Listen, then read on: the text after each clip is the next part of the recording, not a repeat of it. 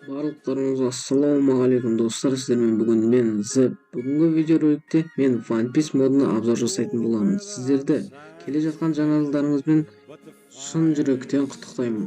Сіздерге бақыт, мол табыс тілеймін.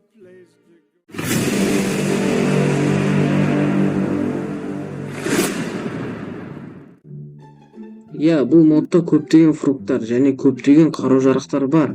Және де фруктовиктерге қарсы қару-жарақтар да жетерлік. Бізде бірінші фрукт ол Гому Гому Номи. Бұл фруктта 7 күші бар.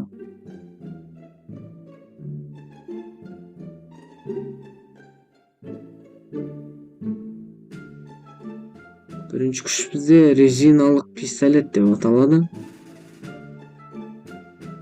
Ал екінші күш бізде резиналы пулемет.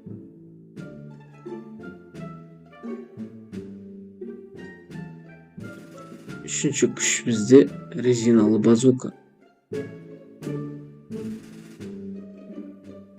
Төртінші күш бізде резиналы ракета. Ол бізге алысқа жылдам қимылдауға көмектеседі. Бұл өте пайдасы көп. Ал мына күш бізде ол бізде екінші гер деп аталады. Бұл бізде жылдам жүгіруге әрі адамдарға көптеген урон беруге мүмкіндік береді. Бұл бізде алдыңғы 3 күшіміздің уронын көбейтеді. Және біздің шабуылдарымыз жылдамдай түседі.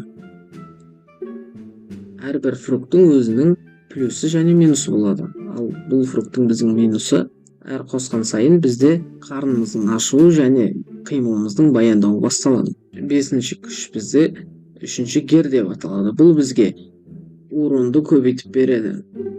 Және қарсыласқа тигізу оңайлай түседі. Сонымен қатар біз әлсірейміз және баяулаймыз. Ал егер біз екінші гер мен үшінші герді бір сәтте қосатын болсақ, біздің атакамыз тез қимылдап және біздің тигізу шансымыз көбейеді. Бізде екінші фрукт Мера Мера Номи. Бұл бізде эйстің фрукты. Бұл фруктта да 7 күш бар. Бірінші бізде от жұдырығы деп аталады. Екінші күш бізде от пистолеті. Үшінші күш бізде от императоры. Бұл күш бізде айналамызға жарылыс әкеп соғады. Төртінші күш бізде от қуыршағы деп аталады. Бұл адамға аз ғана урон әкеледі. Алтыншы күш бізде от жүрісі. Ол адамға урон әкеледі. Соңғы жетінші күш бізде от қалқаны деп аталады. Бұл бізде өзімізді қорғауға және өзіміздің қарсыласқа урон тигізуге мүмкіндік береді. Осымен видеоролик аяқталды достар. Егер де сіздерге видео ұнаса, каналға тіркеліп лайк басыңыздар. Жаңалықтарыңызды жақсы атап өтіңіздер. Барлықтарыңызға зор денсаулық, зор байлық тілеймін. Сау болыңыздар.